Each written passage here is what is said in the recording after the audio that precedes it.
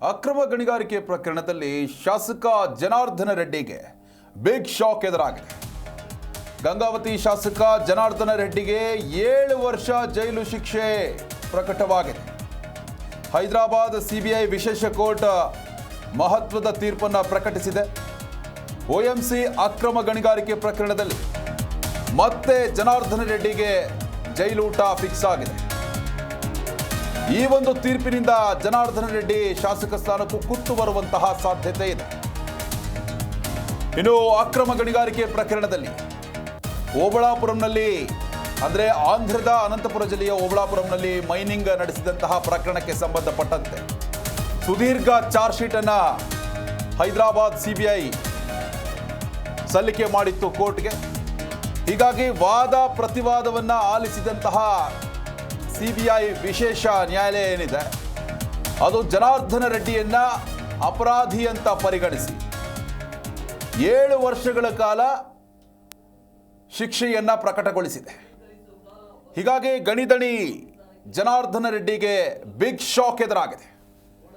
ಪ್ರಕರಣದಲ್ಲಿ ನಾನು ಬಚಾವಾಗ್ತೀನಿ, ಪ್ರಕರಣದಲ್ಲಿ ನನ್ನ ತಪ್ಪೇನೂ ಇಲ್ಲ ಅನ್ನೋ ಒಂದು ಆ್ಯಂಗಲ್ನಲ್ಲಿ ಅನೇಕ ಬಾರಿ ಸ್ಟೇಟ್ಮೆಂಟನ್ನು ಜನಾರ್ದನ ರೆಡ್ಡಿ ಕೊಟ್ಟಿದ್ರು. ಆದರೆ ಆಂಧ್ರದ ಕೋರ್ಟ್ ಏನಿದೆ, ಸಿಬಿಐ ವಿಶೇಷ ಕೋರ್ಟ್ ಏನಿದೆ, 7 ವರ್ಷಗಳ ಕಾಲ ತಪ್ಪು ಸಾಬೀತಾಗಿದೆ ಜನಾರ್ದನ ರೆಡ್ಡಿ ಅವರದ್ದು ಅನ್ನೋ ಒಂದು ಆ್ಯಂಗಲ್ನಲ್ಲಿ ಈ ಒಂದು ತೀರ್ಪನ್ನು ಪ್ರಕಟ ಮಾಡಿದೆ. ಯಾವಾಗ ಬೇಕಾದ್ರೂ ಕೂಡ ಜನಾರ್ದನ ರೆಡ್ಡಿ ಜೈಲು ಸೇರಬಹುದು. ಶಾಸಕ ಸ್ಥಾನಕ್ಕೂ ಕೂಡ ಕುತ್ತು ಬರುತ್ತೆ. ಯಾವೊಬ್ಬ ಶಾಸಕ ಆದ್ರೂ ಕೂಡ ಈ ರೀತಿ ಶಿಕ್ಷೆಗೊಳಗಾದರೆ ಆತನ ಒಂದು ಶಾಸಕ ಸ್ಥಾನಕ್ಕೂ ಕೂಡ ಕುತ್ತು ಬರುತ್ತೆ. ಇನ್ನು ಆಂಧ್ರದ ಅನಂತಪುರ ಜಿಲ್ಲೆಯ ಓಬಳಾಪುರಂನಲ್ಲಿ ಮೈನಿಂಗ್ ನಡೆಸಿದಂತಹ ಪ್ರಕರಣ ಇದು. ಅಕ್ರಮ ಗಣಿಗಾರಿಕೆ ನಡೆಸಿದಂತಹ ಪ್ರಕರಣ ಇದು. ಬರೋಬ್ಬರಿ 13 ವರ್ಷಗಳಿಂದ ನಡೆದಂತಹ ಸುದೀರ್ಘ ವಿಚಾರಣೆ. ಸಿಬಿಐ ತೀರ್ಪು ಪ್ರಶ್ನಿಸಿ ತೆಲಂಗಾಣ ಹೈಕೋರ್ಟ್ಗೆ ಜನಾರ್ದನ ರೆಡ್ಡಿ ಅರ್ಜಿಯನ್ನ ಸಲ್ಲಿಕೆ ಮಾಡಿದ್ದಾರೆ. ನೋಡಿ, ಒಂದು ಕಡೆ ಶಿಕ್ಷೆ ಪ್ರಕಟ ಆಗುತ್ತೆ, ಮತ್ತೊಂದು ಕಡೆ ಈ ಒಂದು ತೀರ್ಪನ್ನು ಪ್ರಶ್ನಿಸಿ ಸಿಬಿಐ ವಿಶೇಷ ಕೋರ್ಟ್ ಏನು ತೀರ್ಪು ಕೊಟ್ಟಿದೆಯಲ್ಲ ಅದನ್ನು ಪ್ರಶ್ನೆ ಮಾಡಿ ತೆಲಂಗಾಣ ಹೈಕೋರ್ಟ್ಗೆ ಜನಾರ್ದನ ರೆಡ್ಡಿ ಈಗ ಅರ್ಜಿಯನ್ನು ಸಲ್ಲಿಕೆ ಮಾಡಿದ್ದಾರೆ. ಜೈಲು ಶಿಕ್ಷೆಗೆ ಹೈಕೋರ್ಟ್ ತಡೆ ನೀಡಿದ್ರೆ ಶಾಸಕ ಸ್ಥಾನ ಭದ್ರವಾಗಿರುತ್ತೆ, ಇಲ್ಲದಿದ್ದರೆ ಶಾಸಕ ಸ್ಥಾನವನ್ನು ಕೂಡ ಕಳೆದುಕೊಳ್ಳಬೇಕಾಗುತ್ತೆ ಜನಾರ್ದನ ರೆಡ್ಡಿ. ಈಗಾಗಲೇ ನಾಂಪಲ್ಲಿ ಕೋರ್ಟ್ನಲ್ಲೇ ರೆಡ್ಡಿ ಅವರ ವಶಕ್ಕೆ ಪಡೆದಿದ್ದಾರೆ ಸಿಬಿಐ ಅಧಿಕಾರಿಗಳು. 3,400ಕ್ಕೂ ಹೆಚ್ಚು ದಾಖಲೆಗಳ ಪರಿಶೀಲನೆ, 219 ಸಾಕ್ಷಿಯ ವಿಚಾರಣೆ, ಇವೆಲ್ಲವನ್ನೂ ಕೂಡ ಅವಲೋಕಿಸಿ 7 ವರ್ಷ ಜೈಲು ಶಿಕ್ಷೆಗೆ ಗುರಿಯಾಗಿದ್ದಾರೆ ಗಣಿಧಣಿ ಜನಾರ್ದನ ರೆಡ್ಡಿ ಅವರು. ರಾಜಗೋಪಾಲ್, ರಾವಲಿಂಗಾರೆಡ್ಡಿ, ಕೆ ಅಲಿಖಾನ್ ಕೂಡ ಇವರೊಂದಿಗೆ ಅಪರಾಧಿಗಳಾಗಿದ್ದಾರೆ. ಅಪರಾಧಿಗಳ ವಿರುದ್ಧ IPC ಸೆಕ್ಷನ್ 120B, 420, 409, 468, 471 ಭ್ರಷ್ಟಾಚಾರ ಕಾಯ್ದೆ ಕಾಲಂ ಅಡಿಯಲ್ಲಿ 13(2) ಜೊತೆಗೆ 13(1) ಅಡಿಯಲ್ಲಿ ಕೇಸನ್ನು ಜಡಿಯಲಾಗಿದೆ. 2009ರಲ್ಲಿ ಸಿಬಿಐ ಅಕ್ರಮ ಗಣಿಗಾರಿಕೆ ಆರೋಪ ಸಂಬಂಧ ತನಿಖೆಯನ್ನು ಆರಂಭ ಮಾಡಿರುತ್ತೆ. YS ರಾಜಶೇಖರ ರೆಡ್ಡಿ CM ಆಗಿದ್ದಂತಹ ಸಂದರ್ಭದಲ್ಲಿ OMC ಕಂಪನಿಗೆ ಓಬಳಾಪುರಂನ 68.5 ಹೆಕ್ಟೇರ್ ಅದಿರೇನಿರುತ್ತೆ ಅದನ್ನು ಕಂಪ್ಲೀಟ್ ಆಗಿ ಅಕ್ರಮವಾಗಿ ಸಾಗಾಟ ಮಾಡಿದ್ದಾರೆ ಅನ್ನೊಂದು ಆರೋಪವನ್ನು ಎದುರಿಸ್ತಾ ಇದ್ರು. ಆರೋಪ ಸಾಬೀತಾದಂತಹ ಹಿನ್ನೆಲೆಯಲ್ಲಿ ಜನಾರ್ದನ ರೆಡ್ಡಿ ಸೇರಿ 4 ಜನ ಆರೋಪಿಗಳಿಗೆ ಶಿಕ್ಷೆ ಪ್ರಕಟ ಆಗಿದೆ. ಹಿರೇಹಾಳದಲ್ಲಿ 39.5 ಹೆಕ್ಟೇರ್ ಪ್ರದೇಶದಲ್ಲಿ ಅದಿರು ಗಣಿಗಾರಿಕೆ ಗುತ್ತಿಗೆಯನ್ನು ಕೂಡ ಪಡೆದುಕೊಂಡಿತ್ತು. ಈ ಬಗ್ಗೆ ಹೆಚ್ಚಿನ ಡೀಟೇಲ್ಸ್ ಅನ್ನು ನೀಡ್ತಾರೆ ನಮ್ಮ ಸೀನಿಯರ್ ಕರೆಸ್ಪಾಂಡೆಂಟ್ ಜನಾರ್ದನ್ ಹೆಬ್ಬಾರ್ ದೂರವಾಣಿ ಸಂಪರ್ಕದಲ್ಲಿದ್ದಾರೆ. ಹೆಬ್ಬಾರ್, ನೋಡ್ತಾ ಇದ್ದೀವಿ, ಬಿಗ್ ರಿಲೀಫ್ ಸಿಕ್ತು ಅನ್ನೋಷ್ಟರಲ್ಲಿ ಒಂದು ದೊಡ್ಡ ಶಾಕ್ ಎದುರಾಗಿದೆ ಜನಾರ್ದನ ರೆಡ್ಡಿ ಅವರಿಗೆ ಅಕ್ರಮ ಗಣಿಗಾರಿಕೆ ಪ್ರಕರಣದಲ್ಲಿ. ಸದ್ಯಕ್ಕೆ ಅವರು ಹೈಕೋರ್ಟ್ ಮೊರೆ ಹೋಗಿದ್ದಾರೆ ತೆಲಂಗಾಣದ್ದು. ಏನಾದರೂ ಹೈಕೋರ್ಟ್ ಕೂಡ ಈ ಶಿಕ್ಷೆಯನ್ನು ಅಸ್ತು ಅಂತಂದರೆ ಮುಂದೆ ಜನಾರ್ದನ ರೆಡ್ಡಿಗಿರುವಂತಹ ಅವಕಾಶಗಳೇನು? ಸದ್ಯದ ಜನಾರ್ದನ ರೆಡ್ಡಿ ಅವರ ಶಾಸಕ ಸ್ಥಾನಕ್ಕೆ ಕುತ್ತು ಬರುವಂಥದ್ದು ಫಿಕ್ಸ್ ಆಗುತ್ತೆ ಏನಾದರೂ ಜೈಲು ಸೇರಿದ್ರೆ. ಆ ಸಂದರ್ಭದಲ್ಲಿ ಜನಾರ್ದನ ರೆಡ್ಡಿ ಅವರ ಮುಂದಿರುವಂತಹ ಆಪ್ಷನ್ಸ್ ಏನು ಅಂತ?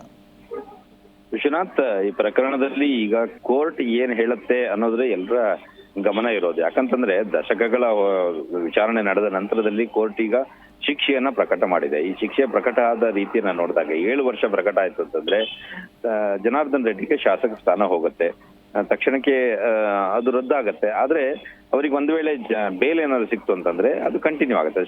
ಶಾಸಕ ಸ್ಥಾನ ರದ್ದಾಗಲ್ಲ. ತಕ್ಷಣಕ್ಕೆ ಬೇಲ್ ಸಿಕ್ತು ಮತ್ತೆ ವಿಚಾರಣೆ ಮುಂದುವರಿತು ಅಂತ ಆದ್ರೆ ಇವರು ಅಪೀಲ್ ಮಾಡ್ಲಿಕ್ಕೆ ಅವಕಾಶ ಇದೆ. ಕೋರ್ಟ್ ಏನ್ ಹೇಳುತ್ತೆ ಅನ್ನೋದು ಬಹಳ ಇಂಪಾರ್ಟೆಂಟ್ ಆಗುತ್ತೆ. ಇವರೀಗ ಆಂಧ್ರದಲ್ಲಿ ಹೈಕೋರ್ಟ್ಗೆ ಹೋಗ್ತಾರೆ. ಅಲ್ಲಿ ಹೈಕೋರ್ಟ್ ಮೊರೆ ಹೋಗಿ ಅಲ್ಲಿ ಬೇಲ್ಗೆ ಒಂದು ಪ್ರಯತ್ನವನ್ನ ಮಾಡ್ತಾರೆ. ನಂತರದಲ್ಲಿ ಅಪೀಲ್ ಮಾಡಿ ಶಿಕ್ಷೆ ಪ್ರಮಾಣವನ್ನ ಕಡಿಮೆ ಮಾಡಿಸ್ಕೊಳ್ಬೇಕು ಅನ್ನೋ ನಿಟ್ಟಿನಲ್ಲಿ ಬೇರೆ ಬೇರೆ ಕಾರಣಗಳನ್ನು ಕೂಡ ಕೊಡ್ತಾರೆ. ಆರೋಗ್ಯದ ದೃಷ್ಟಿಯಿಂದ ಅಥವಾ ಈಗಾಗಲೇ ಶಿಕ್ಷೆಯನ್ನು ಎಷ್ಟು ಅನುಭವಿಸಿದ್ದಾರೆ ಇದೆಲ್ಲ ವಿಚಾರಗಳನ್ನು ಕೂಡ ಪ್ರಸ್ತಾಪ ಮಾಡಿ ಕೋರ್ಟ್ ಮುಂದೆ ಹೋಗಿ ಒಂದಷ್ಟು ಪ್ರಯತ್ನಗಳನ್ನ ಮಾಡ್ತಾರೆ. ಒಂದು ವೇಳೆ ಕೋರ್ಟ್ ಯಥಾಸ್ಥಿತಿಯನ್ನ ಮುಂದುವರಿಸ್ತು ಅಂತಾದ್ರೆ ಜನಾರ್ದನ್ ರೆಡ್ಡಿ ಅವರಿಗೆ ಶಿಕ್ಷೆಯನ್ನ ಅನುಭವಿಸಿದ್ದೇನೆ, ಬೇರೆ ಯಾವುದೇ ಮಾರ್ಗವೂ ಕೂಡ ಉಳಿಯಲ್ಲ. ಇಲ್ಲಿ ಶಾಸಕ ಸ್ಥಾನವೂ ಹೋಗುತ್ತೆ. ಇತ್ತೀಚೆಗೆ ನೋಡಿದಾಗ ವಿಷಯ ಇಲ್ಲಿ ಜನಾರ್ದನ್ ರೆಡ್ಡಿಗೆ ಮೇಲಿನ ಮೇಲೆ ಒಂದು ರೀತಿಯ ರಿಲೀಫ್ ಸಿಗ್ತಾನೆ ಹೋಗಿತ್ತು. ಅವರ ಪ್ರಕರಣದಲ್ಲಿ ಬಳ್ಳಾರಿಗೆ ಹೋಗ್ಬಾರ್ದು ಅಂತೇಳಿ ಆದೇಶ ಇತ್ತು. ಅದು ಕೂಡ ಸಡಿಲಾಯ್ತು. ಕಳೆದ ಉಪಚುನಾವಣೆ ಸಂದರ್ಭದಲ್ಲಿ ಬಳ್ಳಾರಿಗೆ ಹೋಗಿ ಸಂಡೂರಿನಲ್ಲಿ ಇವರೇ ಓಡಾಡಿ ಚುನಾವಣೆಯನ್ನು ಕೂಡ ಎದುರಿಸಿದ್ರು. ಬಿಜೆಪಿ ಪರವಾಗಿ ಚುನಾವಣೆ ಕ್ಯಾಂಪೇನ್ ಕೂಡ ಸಂಪೂರ್ಣ ಇವರದೇ ಜವಾಬ್ದಾರಿಯಲ್ಲಿ ನಡೀತು. ಅಷ್ಟರ ಮಟ್ಟಿಗೆ ಇವರ ಪಕ್ಷವನ್ನ ಕಟ್ಟಿದ್ರು. ಆ ಪಕ್ಷವನ್ನು ಸಹಿತ ಬಿಜೆಪಿಯಲ್ಲಿ ವಿಲೀನ ಮಾಡಿದ್ರು. ಬಿಜೆಪಿಯೊಂದಿಗೆ ಮತ್ತೆ ಸಖ್ಯವನ್ನ ಬೆಳೆಸಿದ್ರು. ಸಂಪೂರ್ಣವಾಗಿ ಬಿಜೆಪಿಗಾಗಿ ಮತ್ತೆ ಉಳಿಸ್ಕೊಂಡಿದ್ರು. ಇವರ ಪ್ರಕಾರ ಕಳೆದ ಕೆಲ ದಿನಗಳಿಂದ, ಕಳೆದ ಒಂದು ತಿಂಗಳಿನಿಂದನೇ ಜನಾರ್ದನ್ ರೆಡ್ಡಿ ಸ್ವಲ್ಪ ಟೆನ್ಷನ್ ನಲ್ಲಿ ಇದ್ರು. ಏನಾಗ್ಬೋದು, ಕೋರ್ಟ್ ಏನ್ ಹೇಳುತ್ತೋ ಏನ್ ಮಾಡುತ್ತೋ ಅಂತ ಹೇಳಿ ಟೆನ್ಷನ್ ನಲ್ಲಿ ಇದ್ರು. ಆ ಕಾರಣಕ್ಕಾಗಿ ಬಹಿರಂಗವಾಗಿ ಎಲ್ಲಿಯೂ ಕೂಡ ಕಾಣಿಸ್ಕೊಳ್ತಾ ಇರ್ಲಿಲ್ಲ. ಬಹಳ ದೊಡ್ಡ ಪ್ರಕರಣ ಇದಾಗಿರೋ ಕಾರಣಕ್ಕಾಗಿ ಅವರಿಗೂ ಕೂಡ ಟೆನ್ಷನ್ ಇತ್ತು. ಒಂದ್ ಕಡೆಯಲ್ಲಿ ಒಂದಷ್ಟು ಸುಳಿವು ಕೂಡ ಇದ್ದೇ ಇತ್ತು. ಯಾಕಂದ್ರೆ ಅವ್ರ ಪರವಾದಂತ ವಕೀಲರು ಹೇಳ್ತಾರೆ ಇತ್ತೀಚಿನ ಪ್ರಮಾಣದಲ್ಲಿ ಈ ರೀತಿಯ ಶಿಕ್ಷೆ ಆಗುವಂತ ಸಾಧ್ಯತೆ ಇದೆ, ಮನವಿ ಮಾಡ್ಕೊಳ್ಳಿ ನೀವು ಅಂತ ಹೇಳಿ. ಅದೇ ಪ್ರಕಾರವಾಗಿ ಇವತ್ತು ಶಿಕ್ಷೆ ಪ್ರಕಟ ಆದಂತ ಸಂದರ್ಭದಲ್ಲಿ ಇವರು ಮನವಿಯನ್ನು ಕೂಡ ಮಾಡ್ಕೊಂಡಿದ್ದಾರೆ ಅಂತ ಮಾಹಿತಿ. ಅಲ್ಲಿ ಜಡ್ಜ್ ಮುಂದೆ ಕಣ್ಣೀರಿಟ್ಟು ಮನವಿ ಮಾಡ್ಕೊಂಡಿದ್ದಾರೆ. ಈಗಾಗಲೇ ನಾನು 3.5 ವರ್ಷ ಶಿಕ್ಷೆಯನ್ನು ಅನುಭವಿಸಿದ್ದೀನಿ, 7 ವರ್ಷ ಶಿಕ್ಷೆಗೆ ಜಾಸ್ತಿ ಆಯ್ತು, ಕಡಿಮೆ ಮಾಡಿ ಅಂತೇಳಿ ಮನವಿಯನ್ನು ಕೂಡ ಮಾಡ್ಕೊಂಡಿದ್ದಾರೆ. ಅವಾಗ ಜಡ್ಜ್ ನೇರವಾಗಿ ಅವರಿಗೆ ಹೇಳಿದ್ದಾರೆ, ಜೀವಾವಧಿ ಶಿಕ್ಷೆಗೆ ನೀವು ಅರ್ಹರಿದ್ದೀರಿ, ಯಾಕೆ 7 ಅಲ್ಲ 10 ವರ್ಷ ಮಾಡಬಾರ್ದು ಅಂತೇಳಿ ಪ್ರಶ್ನೆಯನ್ನ ಮಾಡಿದ್ದಾರೆ ಅಂತ. ಅಂದ್ರೆ ಜಡ್ಜ್ ಕೂಡ ಇಲ್ಲಿ ಅಷ್ಟು ಸ್ಟ್ರಿಕ್ಟ್ ಆಗಿಯೇ ಈ ವಿಚಾರವನ್ನ ನೋಡಿದ್ದಾರೆ. ವಿಚಾರಣೆಯನ್ನ ನಡೆಸಿದಂತ ಸಂದರ್ಭದಲ್ಲಿ ಎಲ್ಲವೂ ಕೂಡ ಕೂಲಂಕುಷವಾಗಿ ಗಮನಿಸಿದ್ದಾರೆ. ಸುಮಾರು 219ಕ್ಕೂ ಹೆಚ್ಚು ಸಾಕ್ಷಿಗಳನ್ನ ಪರಿಗಣಿಸಿದ್ದಾರೆ. 3000ಕ್ಕೂ ಹೆಚ್ಚು ದಾಖಲೆಗಳನ್ನ ಪರಿಶೀಲಿಸಿದ್ದಾರೆ. ಇದೆಲ್ಲವನ್ನ ಮಾಡಿದ ನಂತರದಲ್ಲಿ ಕೋರ್ಟ್ ಈಗ ತೀರ್ಪನ್ನ ನೀಡಿದೆ. ಒಂದ್ ವೇಳೆ ಇವರು ಅಪೀಲಿಗೆ ಹೋಗಿ ಇವರಿಗೆ ಏನಾದ್ರು ರಿಲೀಫ್ ಸಿಕ್ತು ಅಂತಂದ್ರೆ ಇವರ ರಾಜಕೀಯ ಭವಿಷ್ಯ ಮುಂದುವರಿಲಿಕ್ಕೆ ಅವಕಾಶ ಆಗತ್ತೆ. ಆ ರೀತಿ ಆಗದೇನೆ ಮೇಲ್ಗಡೆ ಹೋದಂತ ಸಂದರ್ಭದಲ್ಲಿ, ಅಪೀಲ್ಗೆ ಹೋದಂತ ಸಂದರ್ಭದಲ್ಲಿಯೂ ಸಹಿತ ಕೋರ್ಟ್ ಈ ಆದೇಶವನ್ನ ಸಿಬಿಐ ಕೋರ್ಟ್ ನೀಡಿರುವಂತ ಈ ಆದೇಶವನ್ನ ಎತ್ತಿ ಹಿಡಿಯಿತು ಅಂತಾದ್ರೆ ಜನಾರ್ದನ್ ರೆಡ್ಡಿ ಅವರ ರಾಜಕೀಯ ಭವಿಷ್ಯಕ್ಕೆ ಇದು ಒಂದು ರೀತಿಯಲ್ಲಿ ರಾಜಕೀಯ ಭವಿಷ್ಯವೇ ಕಷ್ಟ ಅನ್ನೋ ರೀತಿಯಲ್ಲಿ ಕಾಣುತ್ತೆ ಮುಂದಿನ ದಿನಗಳಲ್ಲಿ. ಯಾಕಂದ್ರೆ ವಯಸ್ಸು ಕೂಡ ಆಗಿದೆ. ಆ ನಂತರದಲ್ಲಿ ಮತ್ತೆ ಹೊರಗಡೆ ಬಂದು ಮತ್ತೆ ಬಿಜೆಪಿ ಅವರನ್ನ ಸೇರಿಸ್ಕೊಳತ್ತಾ, ಇದು ಕಂಟಿನ್ಯೂ ಮಾಡತ್ತಾ, ಇದೆಲ್ಲವೂ ಕೂಡ ಪ್ರಶ್ನೆ ಇರುತ್ತೆ. ಈಗ ಈ ಒಂದು ಸದ್ಯದ ವಾತಾವರಣ ನೋಡಿದಾಗ ಜನಾರ್ದನ್ ರೆಡ್ಡಿ ಅವರಿಗೆ ರಾಜಕೀಯ ಭವಿಷ್ಯ ಇಲ್ಲಿ ಅಂತ್ಯ ಆದಂತೆ ಕಾಣಿಸ್ತಾ ಇದೆ. ಕೋರ್ಟ್ ಏನ್ ಹೇಳುತ್ತೆ ಅನ್ನೋದ್ರ ಮೇಲೆ ಡಿಪೆಂಡ್ ಆಗಿದ್ರು ಸಹಿತ ಅಷ್ಟು ತಕ್ಷಣಕ್ಕೆ ಕೋರ್ಟಿಗೆ ಹೋದ ತಕ್ಷಣ ರಿಲೀಫ್ ಸಿಗತ್ತೆ ಅಂತೇಳಿ ಯಾರು ಕೂಡ ಭಾವಿಸಲ್ಲ. ಒಂದಷ್ಟು ಜನ ವಕೀಲರನ್ನ ನಾವು ಸಂಪರ್ಕ ಮಾಡಿ ವಿಚಾರಗಳನ್ನ ಕೇಳಿದಾಗ ಬೇರೆ ಬೇರೆ ಪ್ರಕರಣಗಳ ಉಲ್ಲೇಖವನ್ನು ಕೂಡ ಮಾಡಿ ಅವ್ರು ಹೇಳೋ ಪ್ರಕಾರ ಇದು ಯಾವುದೇ ಕೋರ್ಟಿಗೆ ಹೋದ್ರೂ ಸಹಿತ ಅವರಿಗೆ ಬಿಗ್ ರಿಲೀಫ್ ಸಿಗೋದು ಬಹಳ ಕಷ್ಟ ಇದೆ ಅನ್ನೋ ಒಂದು ಮಾತನ್ನ ಹೇಳ್ತಾರೆ. ಯಾಕಂದ್ರೆ ಇದು ಸಣ್ಣ ಪುಟ್ಟ ವಿಚಾರ ಅಲ್ಲ. ಒಂದು ರಾಜ್ಯ ಸರ್ಕಾರಕ್ಕೆ 800 ಕೋಟಿಗೂ 884ಕ್ಕೂ ಹೆಚ್ಚು ಕೋಟಿಗೂ ಹೆಚ್ಚು ನಷ್ಟ ಆಗಿದೆ. ಇಲ್ಲಿ ಆ ಗಡಿಯನ್ನೇ ಧ್ವಂಸ ಮಾಡದಂತ ವಿಚಾರ ಇದು. 110 ಹೆಕ್ಟೇರ್ಗಿಂತ ಹೆಚ್ಚಿನ ಪ್ರದೇಶದಲ್ಲಿ ಅಕ್ರಮವಾಗಿ ಗಣಿಗಾರಿಕೆ ನಡೆಸಂತ ವಿಚಾರ. ಇಂಥ ಪ್ರಕರಣದಲ್ಲಿ ರಿಲೀಫ್ ಸಿಗೋದು ಕಷ್ಟ ಅಂತ ಹೇಳಿ ಲಾಯರ್ಗಳು ಕೂಡ ತಮ್ಮ ಅಭಿಪ್ರಾಯಗಳನ್ನ ಮಾತಾಡ್ತಾ ಇದ್ರು ಸಂದರ್ಭದಲ್ಲಿ. ಹಾಗಾಗಿ ಈ ಪ್ರಕರಣದಲ್ಲೂ ಸಹಿತ ಇವರಿಗೆ ಜನಾರ್ದನ್ ರೆಡ್ಡಿ ಅವರಿಗೆ ರಿಲೀಫ್ ಸಿಗೋದು ಸದ್ಯದ ಮಟ್ಟಿಗೆ ನೋಡಿದಾಗ ತೀರಾ ಕಠಿಣ ಆಗಿ ಕಾಣಿಸ್ತಾ ಇದೆ. ಕಾನೂನು ಹೋರಾಟವನ್ನ ಮುಂದುವರಿಸ್ತಾರೆ ಅನ್ನುವಂತ ಮಾಹಿತಿ ಲಭ್ಯ ಆಗಿದೆ. ಇನ್ನೊಂದ್ ಕಡೆಯಲ್ಲಿ ಬಿಜೆಪಿ ಈ ವಿಚಾರದಲ್ಲಿ ಅಂತರವನ್ನ ಕಾಯ್ದುಕೊಂಡಿದೆ ವಿಶ್ವ. ಯಾಕಂದ್ರೆ ಈ ವಿಚಾರದಲ್ಲಿ ಏನ್ ಮಾತಾಡಿದ್ರು ಕೂಡ ತಪ್ಪಾಗುತ್ತೆ. ಜನಾರ್ದನ್ ರೆಡ್ಡಿ ಅವರ ಪರವಾಗಿ ಮಾತಾಡ್ಲಿಕ್ಕೆ ಸಾಧ್ಯ ಆಗಲ್ಲ, ಕೋರ್ಟ್ ಆದೇಶ ಇದೆ.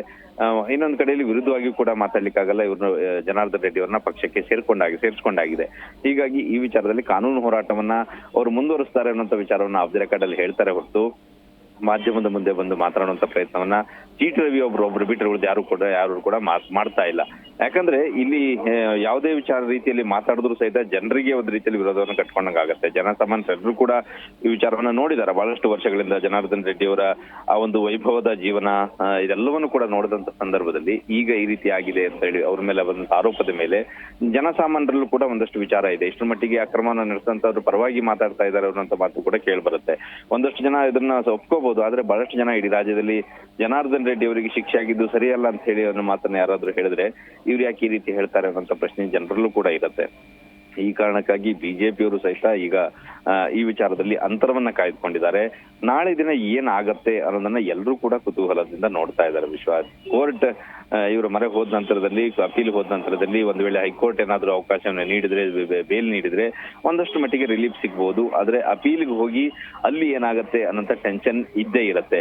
ಇದು ಹಾಗಾಗಿ ಒಂದೆರಡು ದಿನದಲ್ಲಿ ತಕ್ಷಣಕ್ಕೆ ಮುಗಿದು ಹೋಗುವಂತ ಲಕ್ಷಣ ಕಾಣಿಸಲ್ಲ. ಇನ್ನು ಕೆಲ ದಿನಗಳ ಕಾಲ ಈ ಪ್ರಕರಣ ಕಾನೂನು ಹೋರಾಟದಲ್ಲಿ ಮುಂದುವರಿಯುತ್ತೆ ಕಾಣಿಸುತ್ತೆ. ವಿಶ್ವ. ಧನ್ಯವಾದ ಜನಾರ್ದನ್ ತಮ್ಮೆಲ್ಲ ಡೀಟೇಲ್ಸ್ಗಾಗಿ.